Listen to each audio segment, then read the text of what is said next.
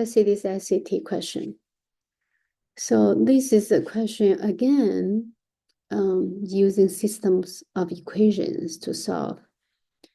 So she takes subway, which costs her $2.75 per trip, or she takes a car service, which costs $18.50 per trip.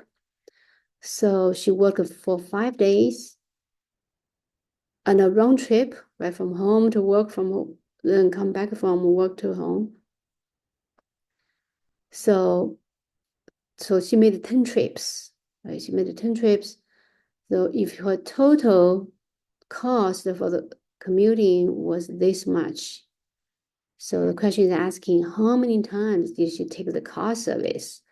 Let's call the car service, how many times of the car service? Let's call C many. The subway, let's call S many. So how many rides in total for 5 days?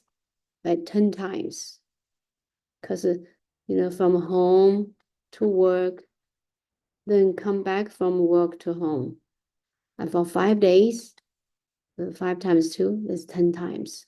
So 10. We don't know how many times she takes a car service, how many times she takes a subway, but we know total 10 rides. So now another one is from this money amount. So how much she spent on car service? So each time, each trip, she has to spend $18.50. So $18.50 times C many times for car service, plus $2.75 for each subway ride. That adds up to $74.75. So we see again, we want to solve this system of equations. So one way is we could just try. Let's try 2. Right? Let's say she takes 2 car services. So then the first one will give us 2 plus, so S would be, so if C is 2, if she takes 2 times of car service, then the subway rise will be 8, because 2 plus 8 is 10. Well, let's plug in to see it satisfies the second equation, right?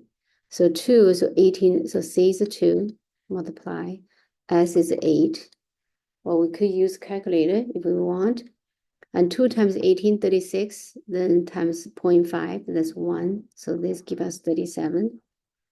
Then plus 8, 275. Well, 275, we could think this way if we don't want to use calculator. Right? 275 is $3 and minus 0.25. Then multiply by 8. 3 times 8, 24. And 25 times 8, 0.25 times 8, that's just 10. Is it 10 or 1? 10, right? 0.025 is right. Because 25 times 8 give us how much? Give us 25 times 4. Oh, another 125. Right? 25 times 4 is 100. So it's 2. 5 times 8, 40. 2 times 8, 16. Right? Adds up. So $2. So $2. So 24 minus 2, which is 22. Which doesn't add up to be 74, 75. So we know the first one cannot be the answer. So eliminate the first one. Well, then let's try the second one. We could solve this system of equations, but this it looks more complicated, right? Because we have to deal with the decimal point. Which, of course, we could do that. So now let's try 3. Right, if the car ride is 3, then the ride for subway should be 7. 7 plus 3 plus 7 is 10. Well, let's see. That looks like probably, wait, we have hope for this one to be right, because we see there's a possible decimal points, right? 18.5 times 3, we get 55 and 50 cents. Then 2.75 times 7 rights, that's 19.25 cents. So adds up That looks right. Exactly 74, 75. So the answer is the second one, B. Okay, she takes 3 car rides.